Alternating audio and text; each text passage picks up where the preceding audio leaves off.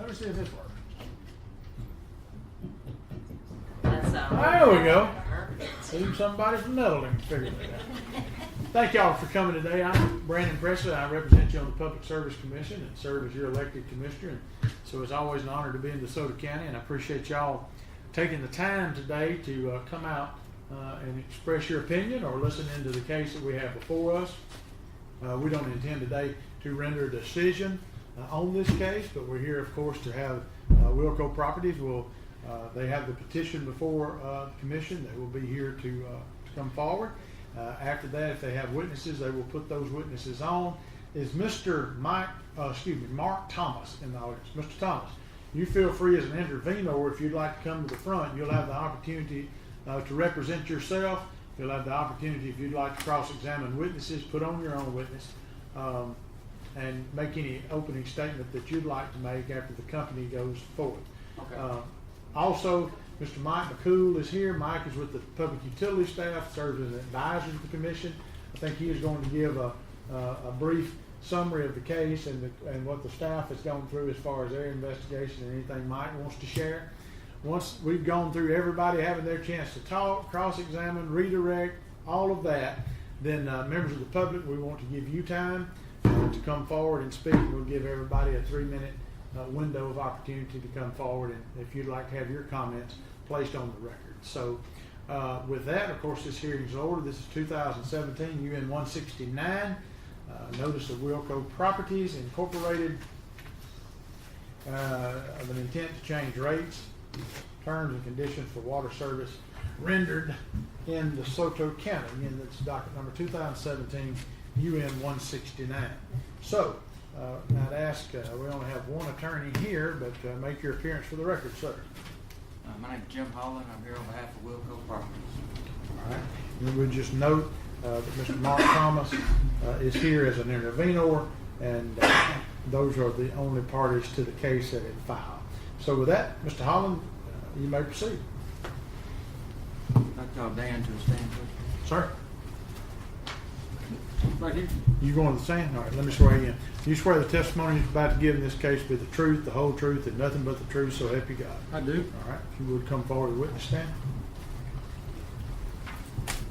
I'm going to remind you not to shake your head up or down or left or right. You need to answer questions verbally so that she can take them down. This is a matter of record. Yes, sir. Is that mic on? Yeah. Okay. State your name for the record, please. My name is Dan Williams. And Mr. Williams, what is your role in this matter here we're here for today? I am the sole stockholder of Wilco Properties and the operation manager, president of the company. And what's the name of the company? Wilco Properties Incorporated. And what does Wilco Properties have to do with this water system? Wilco Properties owns the system and has since November of 2015. On behalf of Wilco Properties, did you cause to be prepared a petition to be filed before the Public Service Commission? I did. And is that petition true and correct to the best of your knowledge? Yes, sir. And has anything changed since the petition was originally filed in September of 2017? Not to my knowledge. Since 2017, have you had an opportunity to relook at the financial numbers of the operation of the Lake Buena Vista Lake water system? Yes, in part of the petition, we looked at the expenses for a year, what we call it a test year, and then we did a pro forma for the upcoming year of what we anticipated. And a certain amount of time has gone by since then, and our numbers for the projected expenses are very, very close to what we projected in our pro forma expense statement. And those pro forma numbers, was that what formed the basis for your request for a rate increase? Yes, those numbers we put in there were based on the actual expenses we've incurred over the past year, combined with some certain expenses that we anticipate we would run into and those kind of things. The amount that you put in your petition that it was going to take to operate this water system and maintain it fairly and accurately represent the true numbers as you know them to be today? Yes, they do, and you know, I'd like to, I see so many people here, and I'm really glad because I want the opportunity to say that we have really worked as hard as we can to keep these expenses as low as we could, and yet still try and do the job that we're supposed to do. From a practical standpoint, is the bottom line gross amount of money necessary to operate this system what is listed in this petition? Yes, And then you came up with a rate system that is a way of dividing that operational cost among the users, is that correct? that's correct. And that rate provision, did you do that by yourself, or did you work with the commission staff in order to accomplish that? Well, we worked with our CPA, looking at the numbers, and we also worked with the staff somewhat in that we presented the numbers to them, and of course they reviewed everything and worked at it that way. We tried multiple ways of coming up with the amount of revenue that we would need and the fairest way to do it, and came up with the rate structure that's presented in the petition. And what was that rate structure? You changed the minimum usage, is that correct? In the old rate structure, it was $12.48 for the first 3,000 gallons. In our new rate structure, it's $18 for the first 2,000 gallons. And what was the reason for making that change? Well, as we were looking at the way to arrive at the total, we tried to arrive at what we thought would be the most fair way to come to a structure based on use, so that people who use more water paid more, and in a sense, because they would have bigger water bills, might encourage them to use less water and would make the system last longer. At the same time, we realized that, tried to take into consideration that certain people were on fixed incomes and might only be a single household and weren't using more than 2,000 gallons of water anyway, and so it wasn't going up as much on those particular households. The bottom line is that there were multiple ways of doing it, but we tried to come up with what we thought was the most fair way of arriving at the total amount of money that was needed to operate the system, so that everybody got water get water when they needed it. And was this rate structure, did the staff for the commission look over this rate structure with you? Yes, I'm sure the staff did. And they looked over your operating costs? Oh, yes, yes. Has anyone told you or provided you any information that is contrary to the amount of money it's going to take, that you show it here, that it's going to take to operate this system? No. Has there been any evidence presented to you, or anybody, any of the interveners, or any other person provided you with any information that would show that this isn't what it's going to cost to operate and maintain the system? No. Has anyone made any issue made known to you other than they didn't want to pay the rate structure for their particular section of the rate structure? Well, I realize nobody really wants to pay anything for it. That's not what I meant. Has anyone complained to you about the overall cost, or just what they're going to pay for their individual? Well, the discussions I've had with people have been primarily on what the cost is going to be. There hadn't been any discussions or concerns raised about the expenses that, what they project. There's been some things that people want us to do that are not within this rate structure, and we haven't expensed to do, that we can't do because we don't have the money to do them. We'd love to do more, but it would cost more. Can this system be operated on the current rate structure? No, we've lost money for the past 2 years, and we cannot continue to provide water to people and lose money. It's no more simple than that. Is the amount of money you're asking for basically the minimum it's going to take to maintain and operate this as an effective rural water association? Yes. Or system, not association. Yes.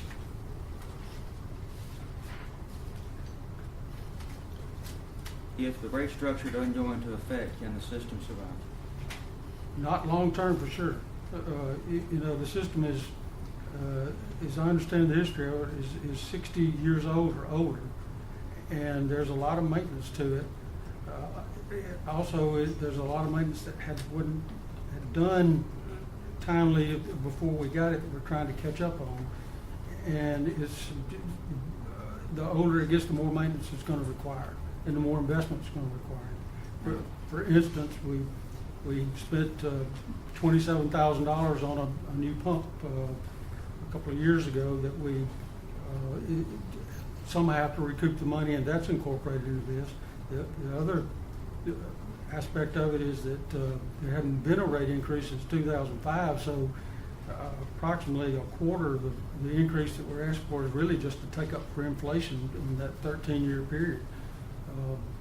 So unless we have more revenue, we can't do the maintenance and run the system to keep it going.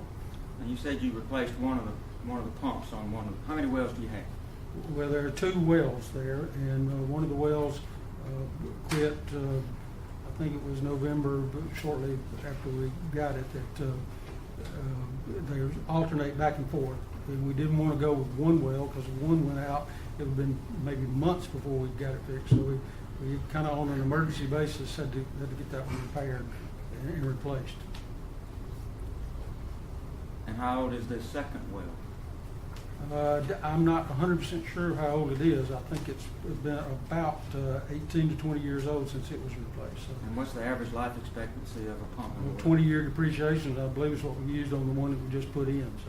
So that one's going to go, statistically, will need to be replaced in the relatively near future. There are other issues too that's going to have to be addressed in upcoming years, which are probably going to require another rate increase, to be truthful about it. We have some pipes that are 60 years old that we've repaired multiple times that really need to be replaced. We've got some electrical components in the system that are older, and that's one of the things we want to look at. Like I said, there are more ways to spend money out there than we can raise to put into the system. What you've asked for in this petition, is that the minimum necessary to maintain an adequate water supply in this association, in this water well system? Yes. And is that going to cover emergency expenses that may come up? Well, we're prepared to cover the emergency expenses. Those expenses projected are just for the, I believe we have in there $14,500 to fix leaks and do maintenance each year. In the past 2 years, we've spent about $16,000 or $16,500 in both years just on maintenance expenses. So your projections are actually lower than what your actual expenses have been? We lowered them slightly because we've repaired multiple number of leaks, and we hope we've got some of them fixed and may not have quite as many. It costs us anywhere from a couple $100 to fix a leak to as much as $1,500 if we have to patch the road and do road bores and things like that. And again, from a very practical standpoint, how long have you been doing this? Well, we've been operating this system for 2 years. We've been operating sewer systems since 1996. How long have you been in the water and sewer business? Since 1996. So 31 plus years. Right. Based on your experience and your discussions with the staff at the Public Service Commission, do these numbers reflect the low end of what it's going to cost to operate the system? Yes. And if you do not get this rate increase, will the system be able to function for the foreseeable future? No, I don't see how we can continue to put more money into the system than we can recover in rates. And did you put in a huge profit margin for you? There is no profit margin. We're only allowed to earn a rate of return on the money that we invested in there. And the only rate of return that I believe is calculated in these expenses is the amount that we spent on the pump that we replaced, and I think it's $6,000 or $7,000 that the accountants use as the amount of money that costs to pay bills during the month and that kind of thing. So I believe our total rate base is like $31,000 or $32,000. Over the life? Over how long? Well, that would be, it's incorporated into the rates, and so that depreciates each year, and so the bulk of it will be 20 years on that. But that basically, the cost in here over the next 20 years is the actual cost of the system. It's not money in your pocket. Right, it's just money being returned to us at a rate of about 5%.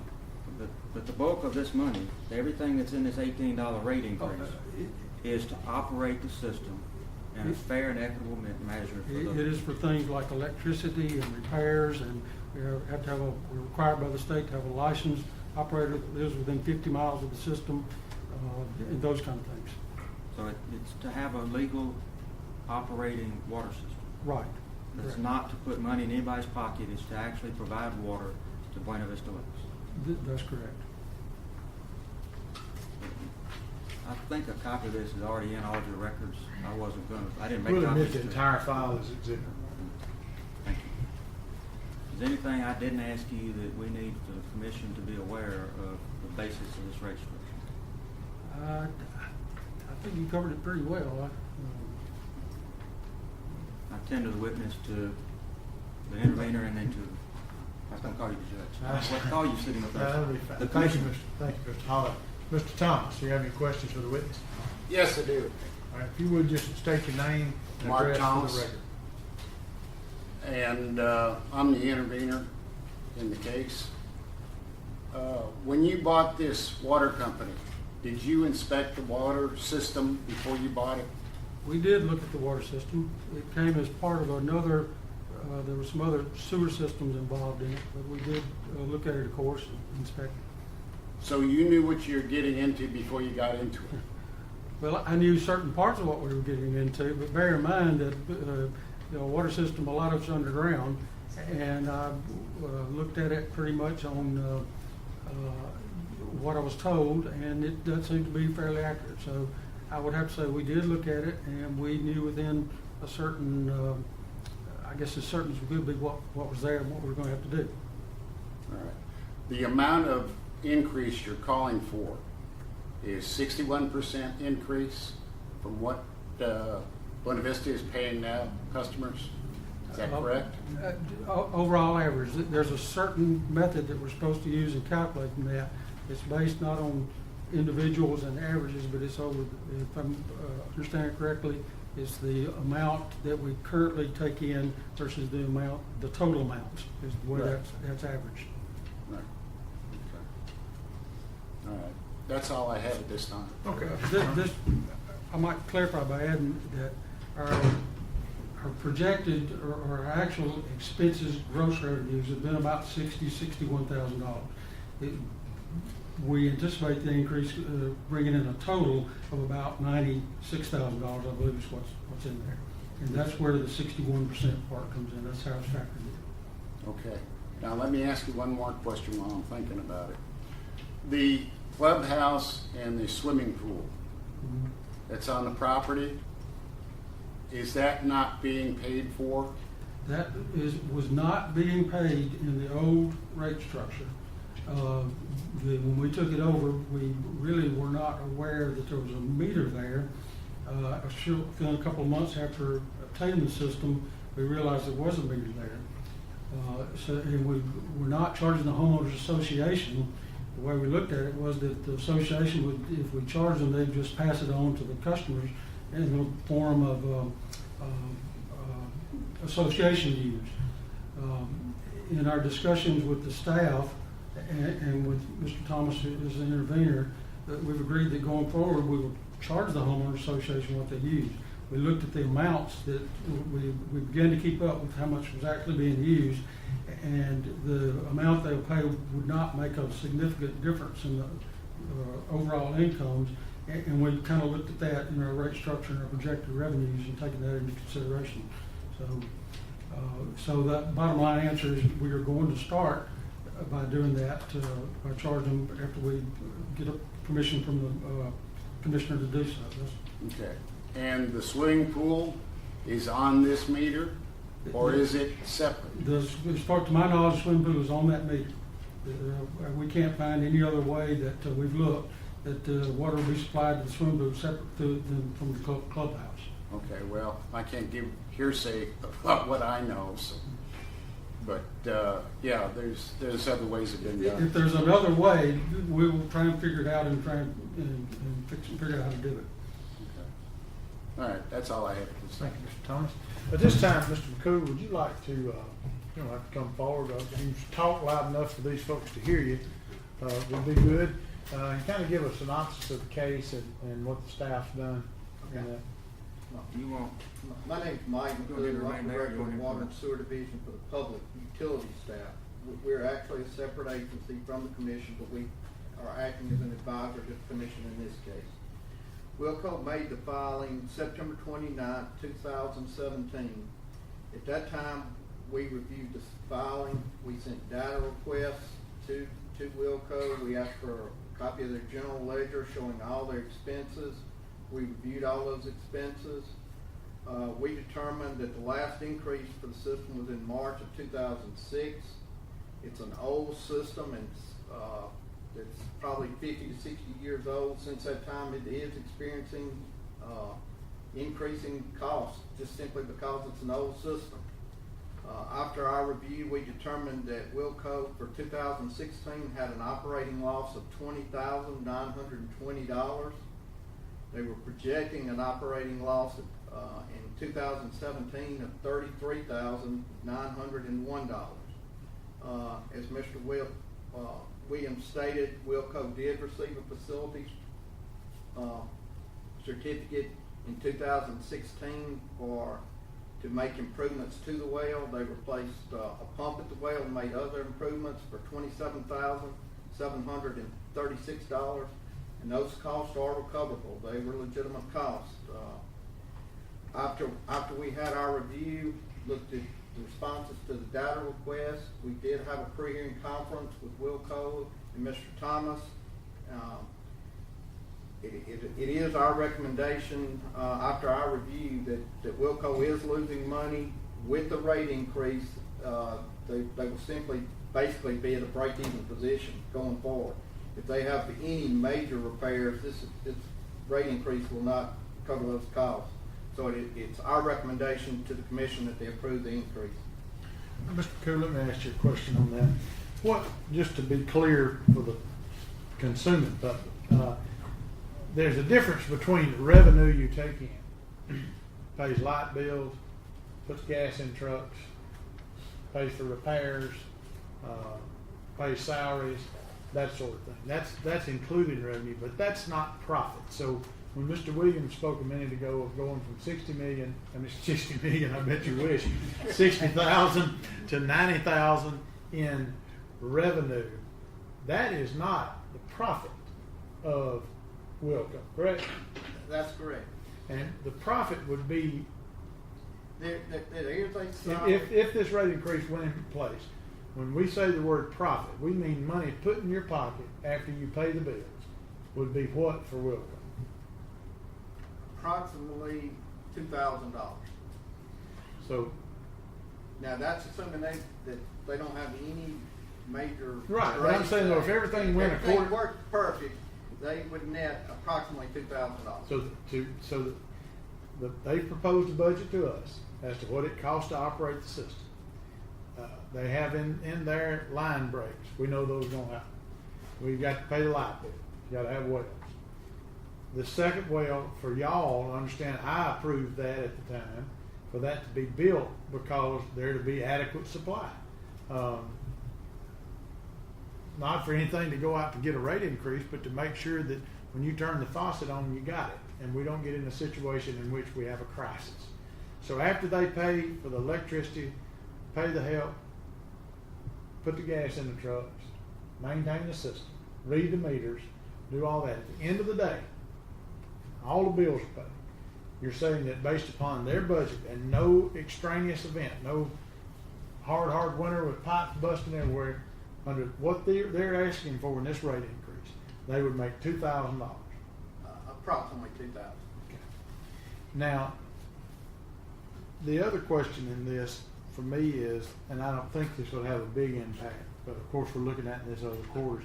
Has there been any discussion of what the effect of the new tax law would be, and is that any way in which, in this case, we could look at trying to get this rate? Are they going to be paying a less amount in federal corporate income tax because of the new tax law that in any way could help us mitigate this cost a little bit?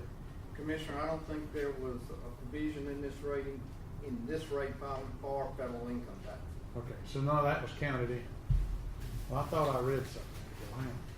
They had some taxes in there, but I don't think they were federal income taxes. They had personnel. Are y'all not counting federal income tax in your operating costs? No, sir. Ours is a pass-through kind of entity, so extra money other than expenses comes to the bottom line. So it would be a personal tax that, in other words, if there any money left over, it's not factored into the corporations, into that rate structure. I don't understand that. So you're saying that the customers are not paying for any corporate income tax calculations in this case? That's all I'm really getting to, is the company's getting a tax break. And they're paying $5,000 a year less what they were paying last year that was included in rates. Can't we at least pass that on and reduce the cost? Now, you may not can answer that question today. Commissioners, looking at the income statement, they have property taxes and they had the public utility tax they pay. Those were the only taxes included in this rate file. So to make it simple, are the customers paying for the federal income tax? Not in this rate Okay, file. well, that's solid. I can address that if you'd like. All right, Mr. Thomas. They're a sub-S corporation, there are no corporate taxes. Okay, no corporate. We just want to check. We're trying to find a way to get. So the new tax regulations do not affect. So y'all hear that this big tax bill doesn't help your water association. It helps a lot of people with a lot of money, but Not the rest of it. not the rest of us. Let me ask you another question, and this is going down a rabbit hole, but I feel compelled to ask it. A couple things. First, once that you add this clubhouse and pool onto paying a bill, we understand that's passed on to homeowners. Homeowners Association can elect to pay that out of existing dues or just up to everybody else's rates. But I agree that the right thing to do is to charge the homeowners association and then let the chips fall where they may on that.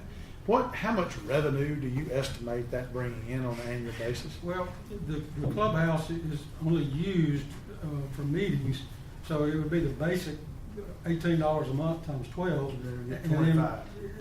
And then when they fill the pool, if that's run through there, 1 month out of the year or 2 months out of the year, it might be a significant amount, $100 or $200, a couple $100, significant as far as individual rate. But the bottom line is we didn't think it would make much of a difference of say $300-400 a year in total. You're looking at 312 for your, if all they used at the clubhouse was a minimum bill, that's 312. Are you saying there'd be a separate meter and a minimum bill every month for the pool? Is that all? You assume today that's all. Right now it's all hooked together is the way we Mr. Thomas understand. seems to say he's got some, or intimated, he knows something we don't know, so you get with him. I would suggest that if there are two different service lines, that either they be combined or they be separate meters set and be charged for that. It's not fair to not charge the homeowner association, and we charge it everybody else. But of course that's 300. They're less than $350 a year, but every little penny counts. We want to make sure that's reflected in there. Next thing is, on this system, is there any backup generator for any type of loss of power for an extended amount of time? There is not a backup generator. We looked at that, and we spoke to an electrician that sold generators and put them in and got an estimate, and it was $28,000. And at this time, we feel like we've got some other issues that we should address first. One being to make sure that we had enough to do the repair leaks, but I guess to give it order, we really want to look at the current electrical control system and see what kind of repairs and things we need to make to it to get it up to standard.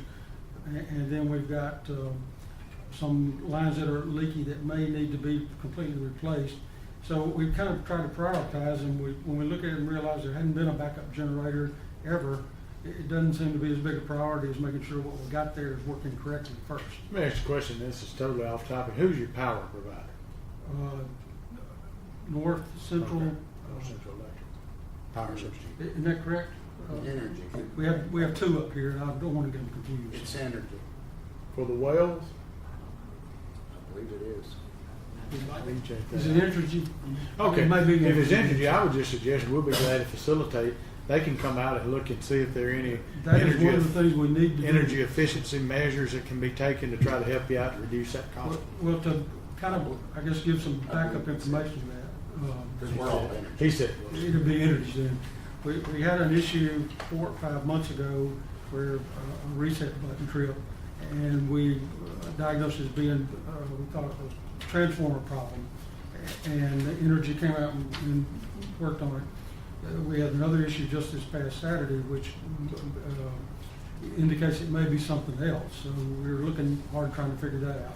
But we do want to Feel free to, we obviously can't talk about this case because that would be ex parte, but if you'd like to reach out to me or my office after this about that specific issue of trying to get Entergy to look at that, be glad to do that because I know that's a headache for customers who electricity goes off and the well ain't working, and if we can work that out, that'd help everybody. Well, I know power fluctuations can do stuff to control it, and I think that may be some of our That issues. may be a way to help save y'all money and therefore help save the customer money. All right, Mr. Holland, you redirect for Mr. Williams, for your witness. No. All right, you may step down. Thank And do you have anybody else to call? No. All right. Mr. Thomas, anything you'd like to add? Well, yeah, I've had a couple of issues that I've addressed and talked with the owner about it. One, the energy bill, he dropped the rate to 2,000 gallons a month, and he's upping the price. I pay the minimum rate at 3,000 gallons. If he does this, my rate goes from $14 to $25, which is one heck of an increase for You me. pay the minimum? I pay the minimum for 3,000 gallons. He's dropping the amount to 2,000 gallons. So if I use 3,000 gallons, I'm going up. You're going to $21.50. Yeah, that's quite a bit.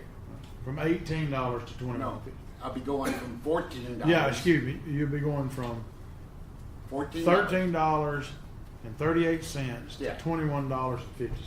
Yeah, that's quite an increase for us.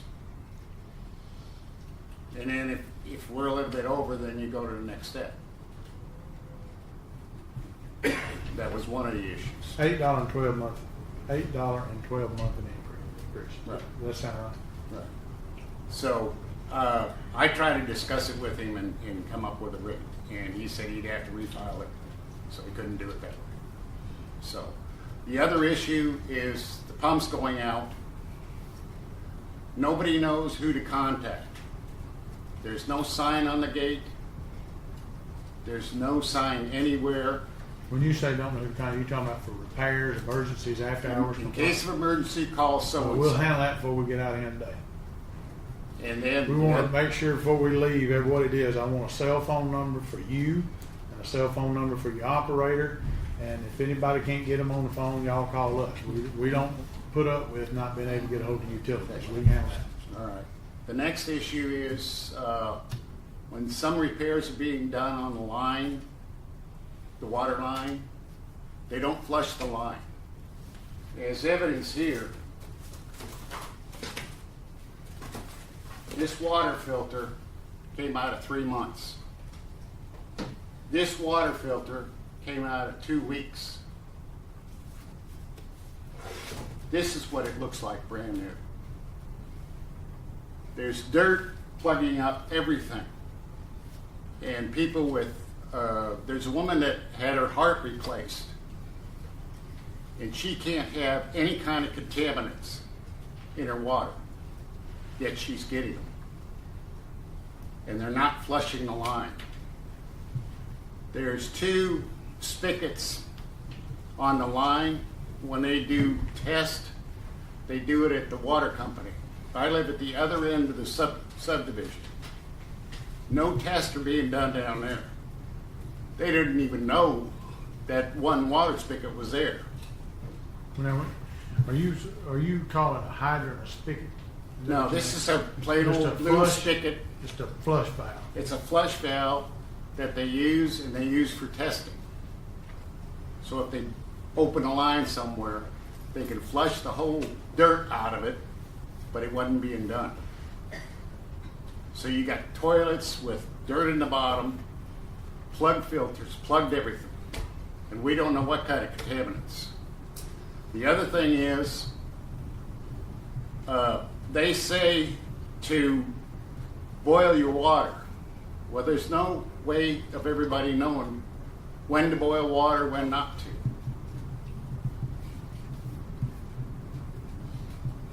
And they just say you might boil your water if you think you need it. Well, that's not the way we do things. If it's bad, you have to do something. Either shut it down or whatever you got to do. But I'd like to see our rates go back to 3,000 gallons with the increase. That was my stipulation. Pretty much. Okay, thank you. Mr. Holland, anything you'd like to rebut on that? No. Okay. All right, so let me ask this question. Number one, do you perform water test? Well, Mr. Williams, won't you come back on that here? You already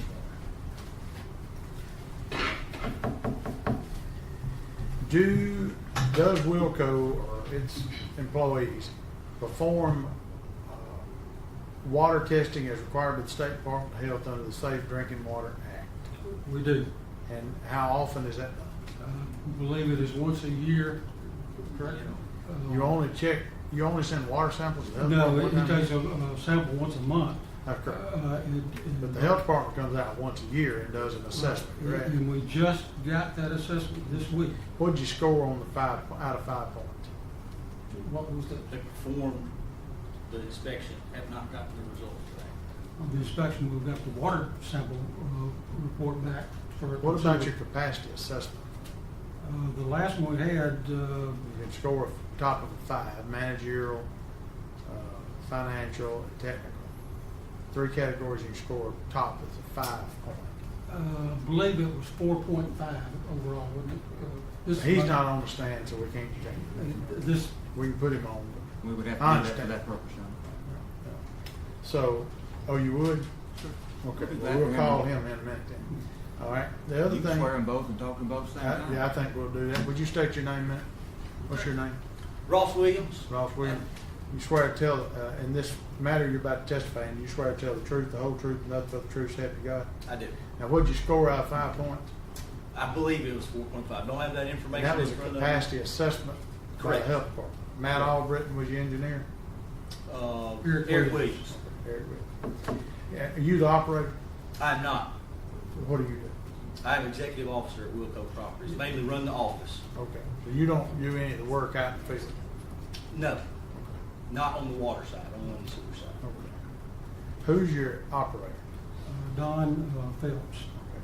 Where does he take the water samples? He takes them at multiple places. Mr. Thomas was referring to some flushing hydrants. And we take them from time to time at people's houses, particularly when we think there's a problem. So where are your set places to take samples? We have some flushing hydrants that he takes them from, and Mr. Thomas is correct in the sense about flushing. The prior companies didn't flush as often, we don't believe, as they probably should have, in part because the system was older, and when they did, it stirred things up. And so on a short-term basis, it made things a little bit better. What we are trying to do is flush the system more often. And with Mr. Thomas's help, we did find a place where a flushing hydrant had been removed at some point in time, and we replaced it. But, Mr. Williams, there's a difference between flushing hydrants and flushing approved places to gather a sample, right? Y'all, in most water systems, you have a set place that you gather samples every month. They're widely distributed through the system, so you're getting a good range up there in the corner where our bailiff is. We know that water's safe. We know it's back here. We know it's that. And y'all I'm sorry, have that I plan? misunderstood No, I your understand. question. He does have set places that he takes it, and from time to time we take it from other places. Just to be careful. Right, particularly the lady that he mentioned with the transplant, we've taken it to her house at least one time that I know of to make sure there wasn't a problem. Okay. And those tests, just for the public's understanding, are submitted to the health department. The health department performs the analysis that's required by the Safe Drinking Water Act, the Environmental Protection, and federal law. And then they do that independently of you. And they can come back and say, yes, you've got a violation. At that point, you must flush, or no, you don't have. But y'all have no control over that once you put that sample in the mail, correct? Correct. Okay. And you're doing that on a monthly basis. Yes, sir. And I'm just pointing this out, ladies and gentlemen, because a lot of times what we run into is a confusion of, well, they never test the water. Federal law requires water systems of all types to do that on a monthly basis at a set place that makes sure throughout that system that it is in fact being done. And we participated in cases where folks went to the federal penitentiary because they've lied about whether they were doing it in time. We had one guy said, "Oh, I checked 25 on a big system," and when we went to pull the times, he is driving from here to Memphis in 2 minutes. He's going from one house to the next, and actually went and served time over that. So it's a very serious thing, and there's a lot of lot of confusion sometimes over that because people feel like, well, my water's never tested. It is. Your house may not be specifically tested. If you file a complaint with our office, we will make them come and specifically test your house. But there's a monthly testing that goes on that tests for everything from E. coli to total coliform to everything that says you got a problem, you got unsafe water, you got to shut it down. And in that case, there's a boil water. So the idea that the water tests are only tested at the company, based upon what my knowledge is just not factual. The health department monitors that. That's a part of what I asked him a minute ago about what'd you get out of 5 points.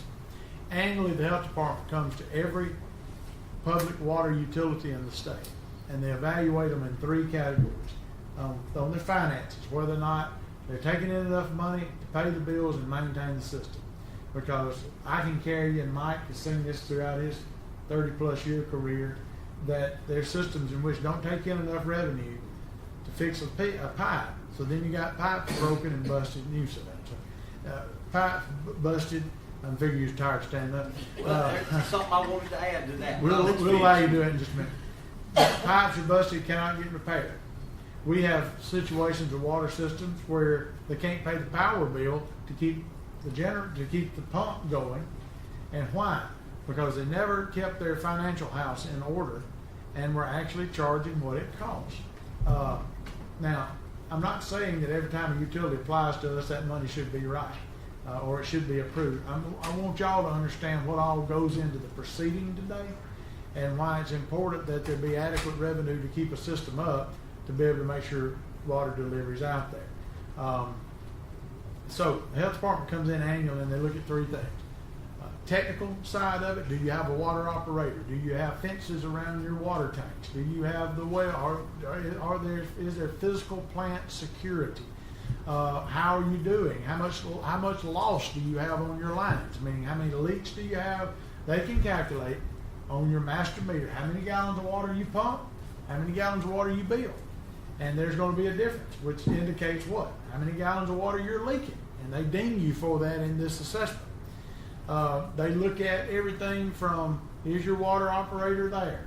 Are they certified? Did they meet all those management requirements? Several things that go into a calculation with the maximum you can get is 5 on one, 5 on the other, 5 on the other one to get a total of 5. They've just testified that theirs was a 4.5, which is pretty darn close. Would probably, I think, might rank in the top echelon of the ones I've seen in 10 years. So why am I going through all this with you? Because I want you to understand what all goes into the decisions we have to make to do it. I would like to ask, would Wilco be willing, what we've seen be effective in a lot of water systems where Mr. Thomas has a very valid concern about boil water notices. That's a hard message to get out. And people get ticked, and rightfully so. If they need to be boiling their water and they just bathe the baby in it and cook supper. So I would ask y'all to institute, there's an automatic dialing system that doesn't cost no more than you're going to use it. And no more than you got in customers, ain't going to cost you much.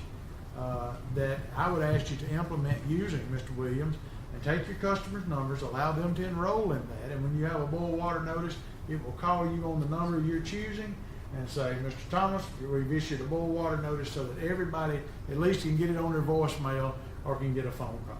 And I think that would help resolve that issue for everyone. Yes, sir.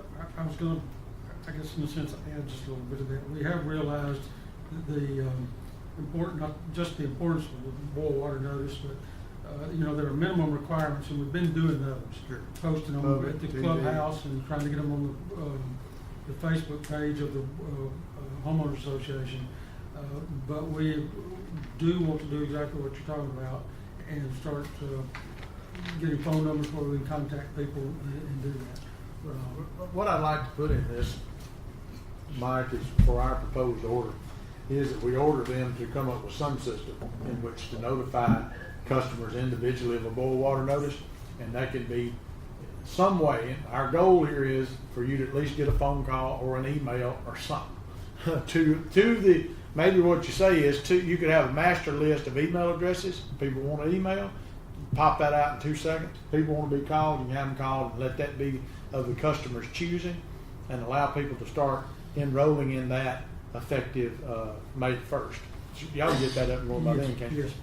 So we'll allow that. Y'all have a way in which to contact them to do it. Secondly, that we provide in some form on the next bill an insert, okay, in a bright color that says, in case of repair calls, questions, concerns, here's who you should call, and that be the most appropriate person who can respond and act on behalf of the company.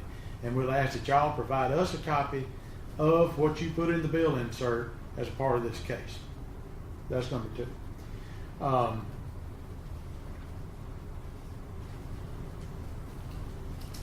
Also, is just an addendum I'd like for you to send when you ain't going to get it anytime soon, I assume, but a copy of your capacity assessment that the health department does where you scored it 4.5. We'd like to look at that. All right. At this point, we're going to move to public comment, and so if you're here and you'd like to have your opinion placed on the record, we'd be glad to take you. You'll just be required to come. You'll be required to come up, state your name and address, and then at that point we'll let you do it. Before that, yes, sir. Yeah, the one thing I wanted to add, getting back to the capacity assessment, we were talking about 4.5 and the 3 structures that are on there. One of those structures is, have you petitioned for a rate increase That's in correct. order to maintain? That is one of the hits we took because that has not taken place in the past 5 years, and it's part of the reason that we're here today. That's all I wanted to add. Yeah, and so let me explain that a minute. And I'm just trying, it's important when somebody's proposing having to pay $8 a month more on the minimum, that you understand why, if I elect to approve that, we're doing it. That is a criteria that the health department looks at as to the financial health of the company to provide service.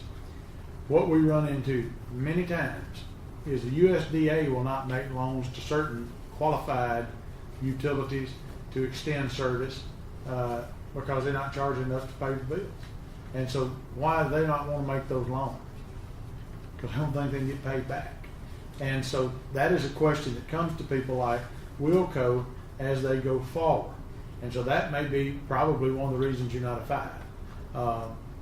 The health department pushes very hard, and Mr. McCoo can attest to this, to have regular rate reviews and incremental increases. And so that's where that's there. All right, we'll move to public comment. Who wants to be first? All right, this gentleman's already up. Come on forward, state your name and your address for the record. Whoever would like to speak next, please just y'all go ahead and get in line, and we're going to work everybody's time. Yes, sir. Thomas Plunkett, Yes, sir, Mr. Plunkett. 2755 Gwen Road, Yes, sir. Nesbitt, that's North Hernando. First of all, I want to thank you for addressing the tax rate that this company and other companies are getting. And to be clear, they're not getting they're not getting any of that because they're not required to pay that federal income tax.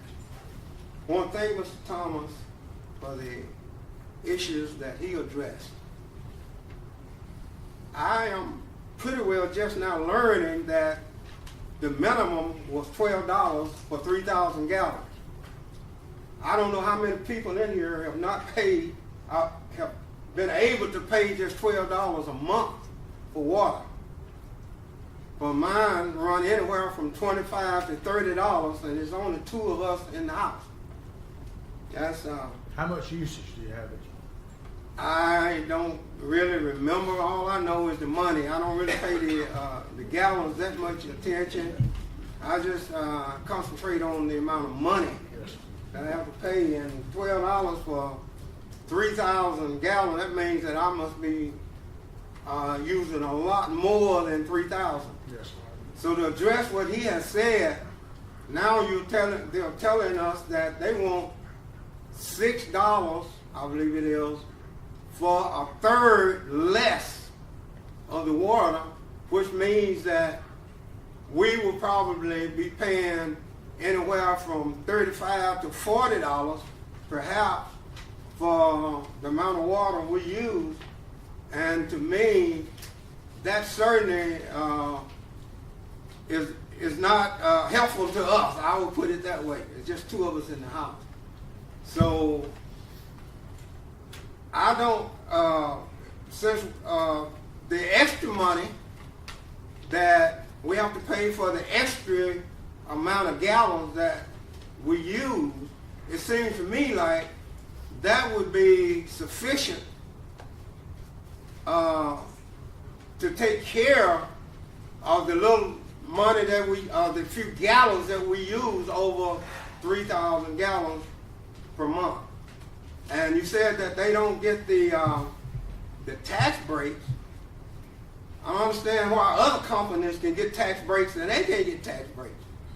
But that's another thing. I'm not into that. Well, it's not that. It's just that they're classified within the tax code to not be, because of the service they provide, to not be required to pay federal income tax. And one other thing I think that is important is that they find a way that they address the customers, or let the customers know when the water becomes contaminated. Because there have been issues that the water was contaminated and they did not tell us what caused the contamination. Let me ask this question, if you don't mind. I Sure. want to get that addressed now. Have y'all has the health department found that you've had water samples here that have failed their tests? No. We've had to do some boil water notices, but they were cautionary type notices, and then we had to But follow. there's not been a finding by the health department that the water's been contaminated? No. There were several years, I don't remember exactly, but I would think it was. And the only reason I ask it is these are things that need to be addressed as we go along, because we want to Absolutely. make sure everybody's got a full picture and we get answers to your question. You said you all took over in 2006, November of 2015, 2015. You took over in 2015. November. Okay, I do know several years back there was a contamination of the Nesbitt water system. And they did not tell us until after we had used the water for 2 or 3 days. When you understand, we're working today, we've got an order here that they will institute by May the 1st. Okay. You can elect to put your cell phone on there if you'd rather get it by email. Starting May 1, they're going to have to file this with us if they've completed it. That if they have a boil water notice, you're going to get a call. Now, many boil water notices, there are 2 ways to have a boil water, 3 ways. Well, really 2. It's a precautionary matter in which maybe there's been a line, there's been a loss of pressure on the line. To just be totally above board, you issue a precautionary. Now, that ain't worth a flip if it's just stuck on the clubhouse door. I mean, let's just be honest, it's not. It don't help anybody, because who rides by the clubhouse every day and gets up there and reads notice? But if they institute this system, which they've indicated they will, then that'll be a personalized touch to everybody. So we've got that problem put to bed on that. The other type of boil water notice is from the health department. And that is a much more stringent type thing, but at the same time, if that is required, then that will be addressed. You'll get a phone call, and it'll be an automated computer telling you, this is what's happening. Well, okay. The other thing, I would hope they would find a way to keep it at least at 3,000 gallons, and hopefully they would increase the price.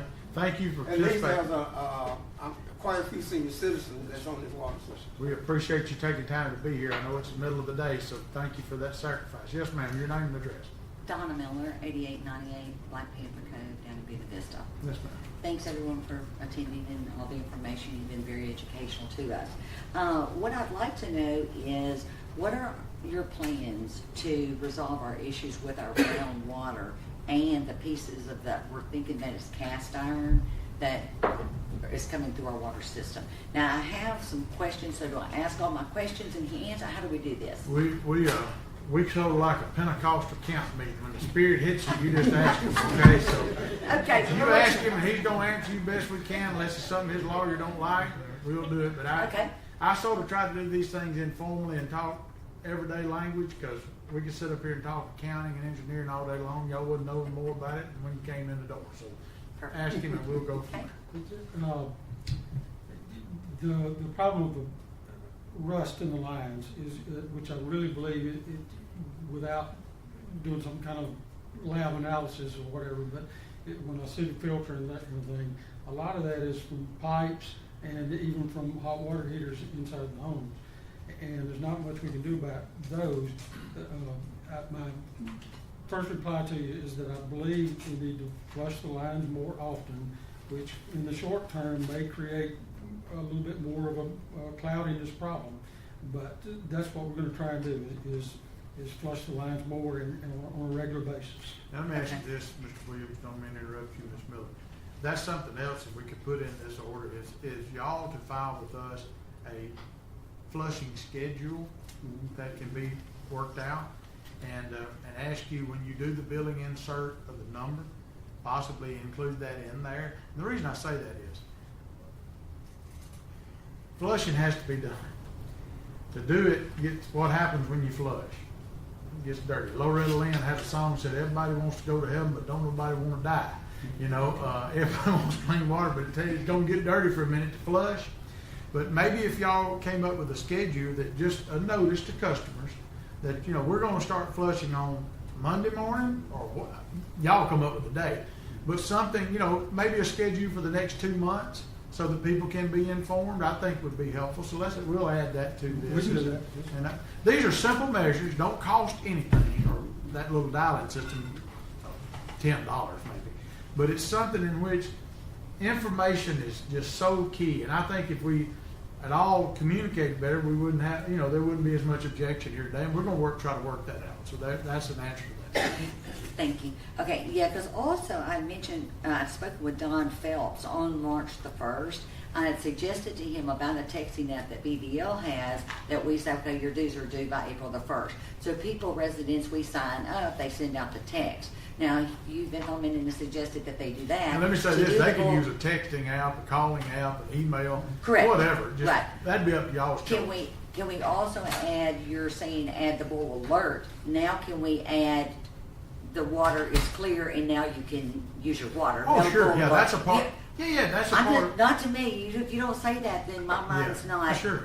alerted. That's not not a alert. problem, and they'll want to do that because they don't want you always Right. bowling. You know, so yeah. Okay, all right. And we talked about other things. Okay. Oh, the conflict of interest. Okay, so what I did, and Don Phelps, I spoke with him, and I spoke with you, Ross. Nice to meet you. So I considered a conflict of interest. I don't know about the rest of everybody, but I contacted the state of Mississippi, and I said, will you please, this is back in January, I said, will you please come test my water? So they couldn't find my house. I don't even know if they still found my house. Who did you contact with the state health department? Jen Jackson, and an email, Randy Thomas, I think is his name. I forget his name. Anyway, I got his email if you want it. But anyway, so the Wilco, I didn't know Don Phelps worked for Wilco. So Wilco came out and tested my water. I feel that's a conflict of interest. Why would my water company come test my water? I would think it should be an independent, non-biased company. So I myself took it upon myself and paid the $90, and I took it to Memphis on the 29th and got my own water tested. Great news, you did pass. You know, and I have the report here. Did you contact the health department? Yeah, well, I contacted the Jackson, Mississippi Water Department. Then they not made me, but they said you're going to have to pay $13 to $10. Then they had State to Bureau of Water Supply. Probably who you call. probably. Well, what? I mean, yes, sir. Well, when Wilco goes and tests the water, really, I guess it's misleading. What we do is Don Phelps goes and takes a sample and sends it to the Mississippi State Department of Health, and they test it, then send us the That's results. correct. There is no, when he pulled that sample went to the State Department of Health, or he had violated federal law. Okay. That has to be pulled. Now, how we handle it, if you had called our office, is we have, they go out, we send the health department with them, the health department takes a sample right there, but regardless, that is tested by an independent party, completely independent, totally more than arm's length. Okay. Yeah. All right. Well, that makes you feel better.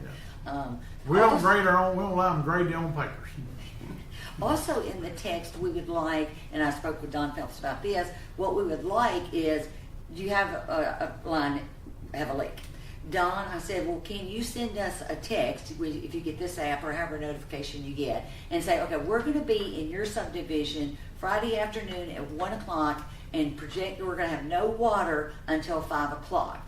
We need to be notified as people are trying to cook and bake and shower. We all work different shifts, and then all of a sudden you're getting ready for work and you have no water, or your water is really, really, really brown, and you can't, we have a video of course, you can't take a shower in that. So I'm just asking, not just boil alert, if you're going to work and the water's going to be shut down, we really need to know that so we know how to perform our Yeah, life. that's a 60-second thing. Exactly, yeah. So I'd like to add that That's fine. to your, This will be just general information affecting any loss of service. I think okay. we can make that. And this is very educational for me, so I appreciate the opportunity. So do normal water companies work at low profit? Is this normal? Well, I'll address that. I'll let Mr. McCool talk after I say something. That was shocking. Well, our deal is this. I mean, you know, we toe a very tough line to make sure that there's not. They're laughing when I That's say that. absolutely true. Because to make sure there's just not any total profiteering outside of a normal, fair rate of return, which the law entitles them to, because they're taking their money, putting it in the ground, and they're able to charge a rate back to pay themselves back with their rate of return. That's just how the regulatory process works. They have the risk of not selling enough water, and they go kaplunk. So we keep running a tight ship on that. It's a balance, you know, quite frankly, and I'm just going to be as candid as I can be about this. Quite frankly, this rate increase probably should be more. I mean, just be very honest with you. And more than likely, in 3 or 4 years, when this sort of peters out, they're going to be back asking for one. I was a mayor before I got on the commission. We collected cable bills, and we ran the water system. Our bill for water, sewer, and garbage was $26 a month, minimum. People would come in our office, pay $80 cable bill, and jump on me because they paid a $26 water, sewer, and garbage. I'm saying all that to say, none of us want to pay, whether it's $8 more a month, $5 more, 50 cents more. We don't. But there are, having water at your house is so very important, you know, that it's more important than a lot of things that I know I pay for that, you know, a little bit wasteful. So this is a balancing act for us, and this all rests on me. You're looking at this reason that Mr. McCool and them are advising us on. We've issued many cases where, to keep impact to consumers down, we really and truly, Mike, many times have said, we're going to give you this rate increase, but you're still going to operate at a loss because of exactly this, $8 a month increase. You know, we understand that. It's not a good long-term strategy. It just ain't. It's just not. I mean, it's just not. You're going to pay more at the end of the day than the $8 a month increase, because at some point, these wells ain't getting cheaper. This is not going to be cheaper. But we do that to simply try to keep the impact to y'all as low as we possibly can. And look, they go through everything in the world when they propose these rate cases to go through the staff, from an accounting check to everything from engineering to you name it, to make sure we're not getting, you know, told something that's not true. But those are the facts. You know, what we're looking at with some utilities is to come in be discussing this with one next week, and have a couple of dollars added a month, and that money simply go to maintenance to get us ahead of these problems. But that's not in this case, but nobody wants to pay more. You're looking at the man that's voted against more rate increases than anybody in the history of the Public Service Commission since 1886. But the fact of the matter is, you can't make it without water. Right. And it's a heck of a balancing act. And I think we wouldn't mind I personally, I'm not speaking for the rest of the people, but I personally wouldn't mind the rate increase if our water was cleaner. Now, I've lived there for 31 years, okay? I've never, in my lifetime living there, I have never seen the water as brown and nasty as I have over probably the last 8 months, saying. That's just a guess. So if you're going to take, and let me rephrase that.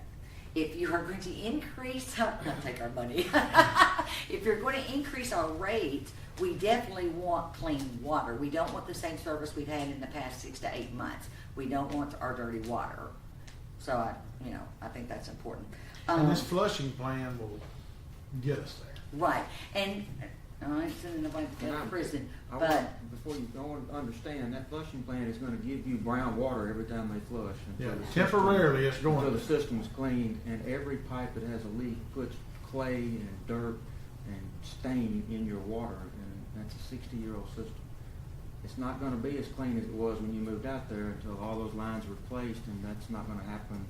Even under this rate structure, that's not going to happen. correct. But it will get better. But we will get notified that we're fixing to flush. Yeah. So also on that. Well, and then you speaking- can flush. I mean, one of the things a lot of people do is they wait. They just hire somebody to come in at 11 o'clock, start flushing about 2 in the morning. People are asleep. Usually can get halfway cleared up before the morning. Okay. And speaking of that, since we're doing a rate increase, why wouldn't we propose in your rate increase, and I understand it's going to cost us money, us as residents, why wouldn't you propose to, and I don't even know what the cost is, why wouldn't you propose to purchase and install new PVC running along the cast iron and increase us at that time? And You could do that, but I mean. but you see what I'm saying? We would. I'm Yeah, not but you're for talking. everybody, I'm talking I for me. understand. I'm Listen, talking for me. And that's what we're saying. That would be a perfect, if we all could stamp the bag Exactly. at one, but we've got, people concerned, rightfully so, with $8, Right. some at $6. I mean, that would be, Mike, what would that cost? Just a guess. Yeah, just a guess. I'm guessing we'd probably double the bill or more. Because you got to pay for it. So like over what time frame? Like we can bill you double that for 10 years and we'll be done. If they replaced all those lines, they would probably depreciate those lines over 20 years. 20 years, like keeping. So it would be a substantial increase. Right. The problem with this system is the last increase was in 2006. The previous operator should have came in like every 3 or 4 years and gradually increased the. So, but here's the question. Why did he not? Right. And he didn't because Right. people fill up rooms, customers get mad. I understand that. I'm Exactly. a customer. I don't like paying more. So that's just, it's not that y'all are the bad guys. I don't mean that. It's just that there are realities that people just suck it up, do the best they can do until such time as, it's just down to you can't pay the light bill and you got to do something about it. That's not good business. That's like the government shutting down, then opening back up for 30 days and shutting down again. You couldn't run your house that way. And it's just no way in which that you can be provided water. And I probably, yes, sir. I was just going to add that some of the problems that you're talking about, we kind of tried to prioritize over the past 2 years after learning more about the system and what's going on. And bear in mind, being 60 years old, we don't have much in the way of engineering plans and those kind of things the way it's originally designed. So, as I was trying to explain a little bit earlier, our priority right now is to make sure the electrical system is working correct. And then our next priority is to look at some lines that need replacing like that. And we know of one in particular that is probably 200 or 300 feet of line that we're going to have to look at because we've had multiple leaks there. So when we get to that problem, we're going to have to figure out a way to pay for it and see where we go from there. Right. But that's By kind pay of for our it, you mean priority. pay for it within this existing rate structure if it's approved. That's what I'm saying. Why would you present that now, Well, because knowing right now, that we you're, don't know exactly how much that would be. We kind of have an immediate situation here in that we're losing money, and we're gonna get to the point where we can't pay the electric bill. So if we can't pay the electric bill, we sure can't go out and fix the pipes.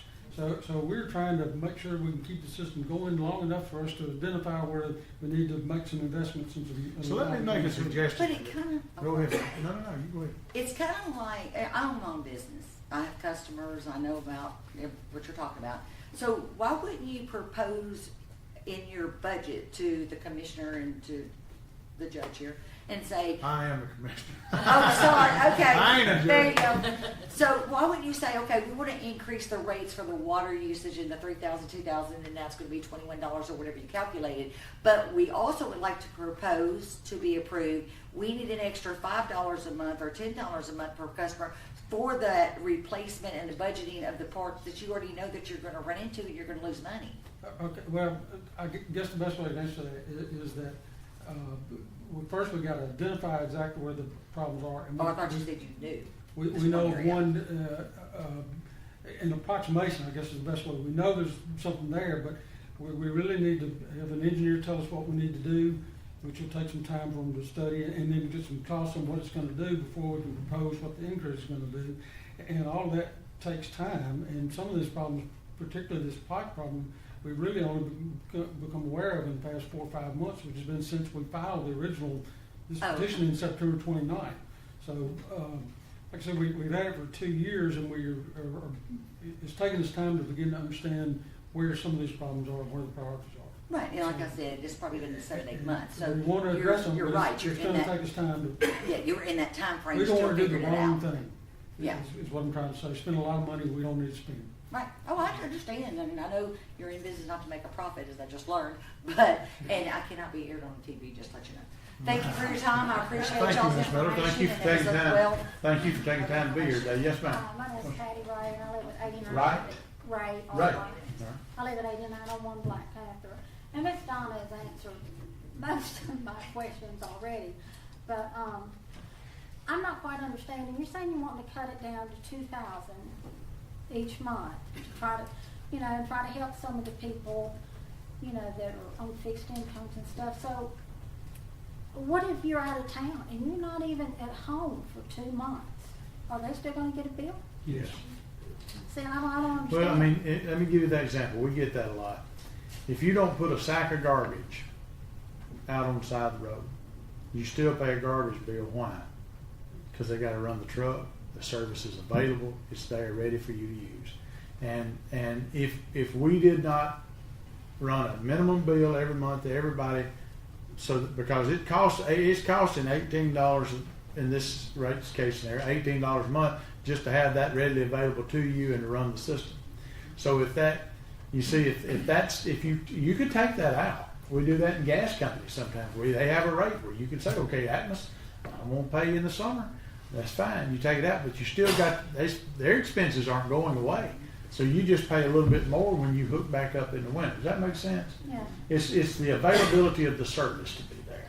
And one of the reasons in this case, as I read through it, that this was done at 2,000 was to try to look at that average usage, look at what kind of that, how does that flow, and can you keep that minimum bill to that minimum user as cheap as you can get it, and put the, honest to goodness, to put the cost on people who use the system more than other people use the system, so that nobody's getting essentially a free ride. That if you use 10,000 gallons a month, you're going to be paying a proportional share more than that customer using 3,000 a month, and that customer using 3,000 a month is going to be paying more than that person that just, single home, washes clothes, a few things here and there, and it's 2,000. That's what was being worked to try to achieve, to be able to pay the bills, to have the least impact on people as you can have. Mr. McCool and his staff, well, as you can see, it's filed in September and we're here in April. We do not rush these things through without trying to accommodate every penny and go through it. Okay, you said we could express our feelings. So Sure. I'm going to ask you a question.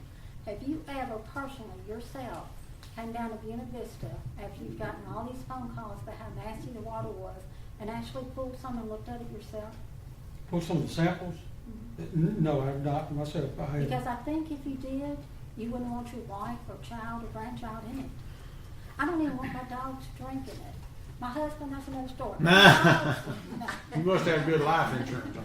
So, you know, you're more than welcome to come to my house. I can't invite you to anybody else's house, but I'd like somebody to see that owns the company, the stains it's making, how nasty it is. I mean, yesterday alone, I couldn't even wash my hair because of all the stuff in the water. You know? I will come to your house and we will look. And, you know, we have done the flushing in the last couple of days because of the outage on Easter Sunday. So, but I'll be happy to. And I have been to the system and I have looked at the water and those kind of things from time to time, but I have not come to someone's house in particular looking for it. So. William, let me ask you something in that vein, and this might be of help to everybody. I've found in my time that ain't nothing better than good communication and all that. We're doing a lot of good things here today that I hope help y'all. Getting a bill insert on a bright neon piece of paper you can stick on your water, on your refrigerator, a flushing schedule, a notification thing. Would y'all be willing to maybe, once you get all that in place, sometime in the month of May, maybe just invite the customers to a meeting at the clubhouse and walk through what y'all have done and walk through, here's what you, just so that, you know, kind of a belt and suspenders approach type thing. Here's what we're doing. You know, we got your if you didn't see it in your mail out, we're going to tell you again. And if, in that case, you've kind of double covered trying to get the word out to everybody. And the homeowners association could help blast it out and say, look, we're having a meeting with Wilco. This has been a requirement, the Public Service Commission's order, that they hold that in the month of May once these things have been completed. And y'all can have a sign-in sheet there. The sign-in sheet, you can file it in the record with us in compliance with our order, and we'll see people showed up, didn't show up. But that gives everybody an opportunity, because we're doing a lot of what I feel like are good communications tools. And maybe the best way to put a bow on that is to have a meeting at 6:30 in the afternoon, spend an hour walking back through this, and give it a chance. Is that okay? Fine with me. And you're putting that in the, That'll be in our order. John, what's it, how often? Yes, sir, Mr. Thompson. Commissioner, Yes, excuse me, sir. I have a hard time looking at that bench. Now, Can we use that opportunity to get the sign-ups for the absolutely. notification system? That'll be a good point in which to go ahead and get the system selected, ready to go in May 1st. And then Have you this something meeting. selected, and then when you have that meeting, then in that case, we'll amend that to say by May the 15th, you need to have the meeting out there. And that way people can begin to sign up, with the goal being everything in the notification, sign up, method, all be complete, ready to go June 1. So that gives you a month and a half to get everybody that tells you, all right, I want a text, or I want an email, or I want a phone call, whatever it is, because I mean, I think you can do it all in one thing, or you offer two options, a minimum of two options, email and something else. And then at that point, you know, you'd be ready to go in June to be able to do it, and that will cut down a lot of this to do. And so, yeah, absolutely. Thank you. And I'll be glad if I'm available to attend that, if you'd like for me to come to. Yes, ma'am. Donna Depucat. I did talk to Mr. Williams yesterday. DEPUKAT. I did talk to Mr. Williams yesterday. I'm a board member, and he called me and we discussed putting on the community website. So they have taken that step. I want you to know that. I think all this could have been avoided with the upset residents if we would have had a meeting first and an explanation. I think what really upset everybody is when we get a notice and it's like 61% and there's no explanation. So I think we could have resolved all this and not even had a problem if we would have just talked and had a meeting, and I don't think there would have been any issue. I don't see any company operating at a loss. We don't want you to lose our water company and us be in trouble. And I think if the community knew that you were not making money, that you were at a loss, I don't know who wouldn't understand that personally. Because I don't think it's right that a company doesn't make a penny and goes into a deficit every year. You can't operate that. And then we'll be in trouble. But can I show you a picture of the bathtub? Is that okay? Sure. This is what some of us are talking about. Mm-hmm. That's why people are getting upset. But I just wanted to make the statement that I think the whole community would understand if they knew we're not making any money. Everybody's got to make money. I think all this could have been avoided if we just had a meeting and everything would have been discussed. I think most of the residents are reasonable, and I think that y'all are making efforts. And if we just continue the communication, I don't think there'll be a problem. And I would suggest coming and talking to the board meeting, because it'll just explain. You know, you haven't had a rate in 2006. That's crazy. I think it's just us knowing all the information. Thank you, ma'am. Thanks for being here. Yes, sir. Two questions. I just want to confirm that the money that you're going to collect, if it's approved, that it is only for, I guess, you know, because I didn't realize Nesbitt was here as well. We thought it was just BBL. And I didn't know, do you own any other water companies? No, this is all Buena Vista. We don't have anything to do with Nesbitt Water or any other water association. Oh, okay. We So- operate some sewer systems, but that's entirely different. No, that's. Who are you a water customer of, sir? Who do you get your water bill from? Oh, Nesbitt Water Association. Okay. Well, and you understand, now this case doesn't have anything to do with Nesbitt. Oh, well, I didn't know that. I thought it was the entire county. Oh, no, sir. Just Nesbitt Water. I mean, not Nesbitt Water, just the people in Buena Vista Lakes. Oh, well, that wasn't, I don't think. Your rate's not going up. Great. Yes. Finally, a happy customer. One happy customer. So, yeah, I just want to make sure it was going to be. Only all these dollars will be used for is the maintenance operation and any repairs of y'all's system. Perfect. And one other comment I'd like to make about you, the tub that you just saw, I'm not sure what it is. We just remodeled our home in 2016 and spent over $100,000, and my bathtub is brown. I've contacted marble companies, I've contacted Don Phelps, I spoke with Ross. I'm like, how can I get my bathtub clean? I have a brown ring around it where the water, you know, because your water fluctuates, right? So I have this brown water line about this much in my bathtub. So, you know, it is important that we get the brown out. I mean, you can laugh, but I spent all this money on a, that's what I'm saying, I spent all this money on my bathtub and remodeling, and it's a brown bathtub. So I appreciate everybody's time. Thank you. Yes, sir. My name is Wade Eckenkamp, ECHTENKAMP. I live at 733 Blackhawk in Buena Vista. First off, I want to say that my house was built in 2002 there, which means my house is probably among the newer houses in that addition, because the bulk of the houses are probably between, 30 and 40 years old, I believe. And without any casting any, aspersions or in regards to anybody else's water problems, I have a whole house water filter, which I maintain, change on a regular basis. It's a rust and sediment filter. It's not it's not any real high dollar thing. I buy it at Lowe's for about $12 or something like that. And I try to change it out about every 3 months. And it does get dirty like that. But I use about 4,300 gallons a month. And it's just my wife and I. I take a shower every day of the week. You know, we don't water gardens or grass, never water grass. Tell my wife it'll come back when it rains, and I'm paying water to water grass, you know. This is the South, that's the way it is. It gets hot in the summertime. But anyway, so I'm not at all unhappy with the quality of my water. But one thing I would suggest in terms of making this a little more palatable is, one, we should, I believe I spoke with him the other day. I didn't get the name of the individual I spoke to, but I kind of recognize the voice for who I talked to on the phone. And this was just Monday. I get the newspaper, I get that DeSoto Times, which I believe you said is where the information was posted in. I believe it spoke with me, Mr. Eckenkamp. Oh, okay, it might have been. But this is the first that I heard about a 61% increase. I mean, and you know, it sounds like a lot of money.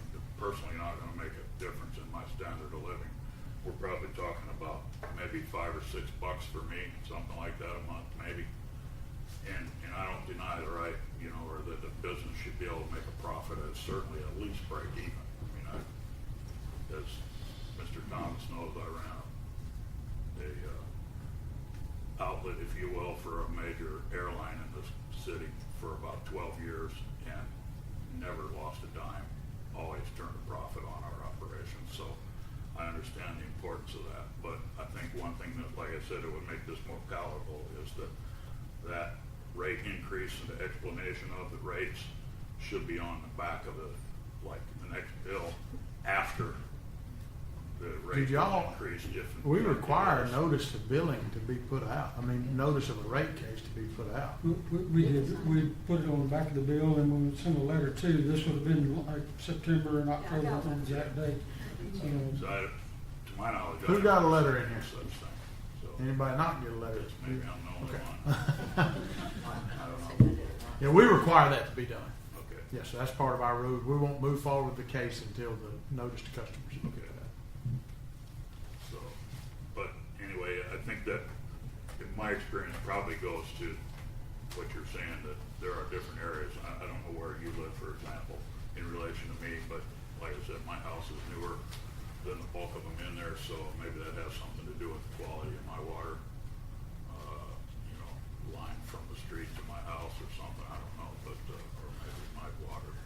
And the flushing is going to be a temporary, I mean, let's just be honest, we need to know this. The flushing, which needs to be done, is going to be a temporary interruption. It's going to stir the water up, but hopefully and eventually we're going to get there.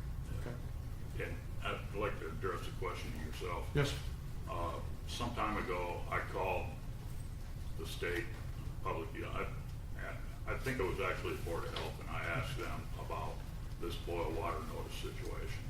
Said that, you know, multiple times, we have a lot of elderly people in our neighborhood, people that don't have access to computers or computer illiterate. Well, then they can put their not landline number or their cell number. Right, so that option would be great. That's correct.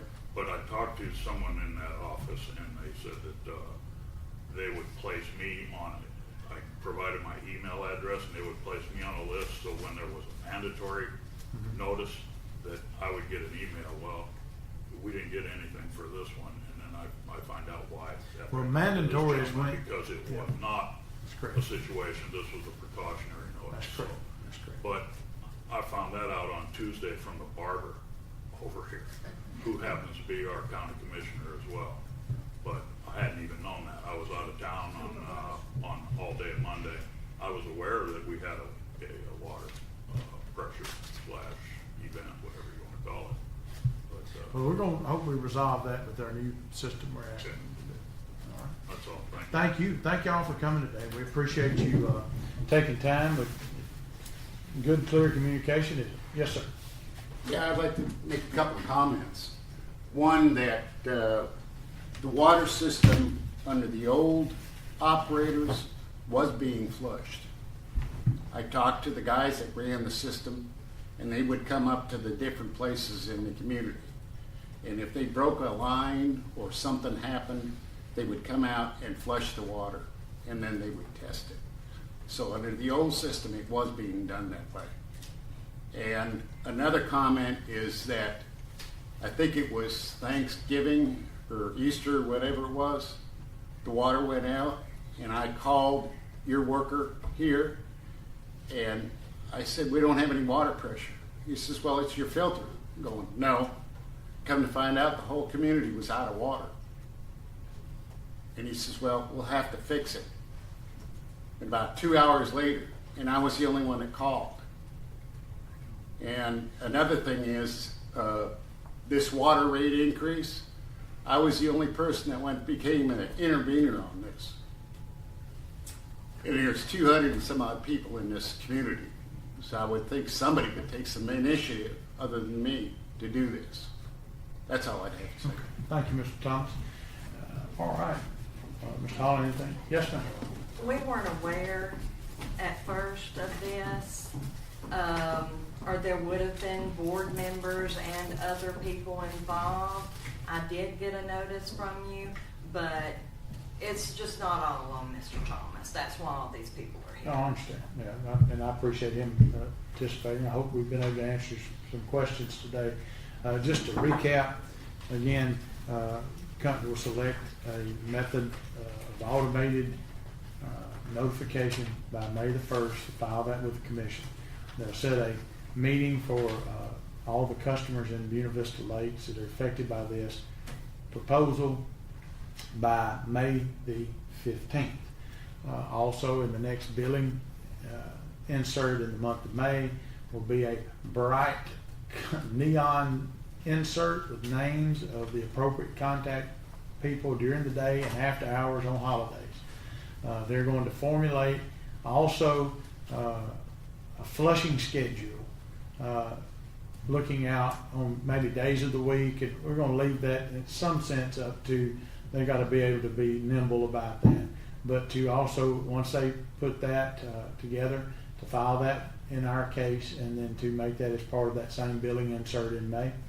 That gives you a couple of weeks to kind of work all that out to get that done. Then have a meeting with the customers by May the 15th. Did I leave anything else, Mr. McCool? I think that's it, Commissioner. And with that, we will. The capacity assessment report. That's correct. They're going to file that with us, but they can make that available to y'all, copies of it that night. Yeah, yeah. I do want to say they do have an emergency number that you can call and contact, because We just want to make sure that sheet of paper costs a penny, and you're talking about $2.88 here. Well, they were saying that they didn't have a way to contact. They do. They have a regular number, and then they have an emergency Well, number. someone testified today or spoke that there was not a number to get a hold of somebody. Bids. Okay, all right. Well, we're not, instead of it being on a fence, it's going to be on your refrigerator. And we're going to ask that all those items be submitted to as part of this document. Okay? All right. I hope we've been able to repair some things today and get some answers and get some headway on this, and get y'all at least a sense that the questions you have and the concerns you have can be addressed in a manner that brings in good customer service. And so with that, we will stand adjourned. Again, thank y'all for taking Thank some you. advice. We Thank thank y'all for you. taking time out.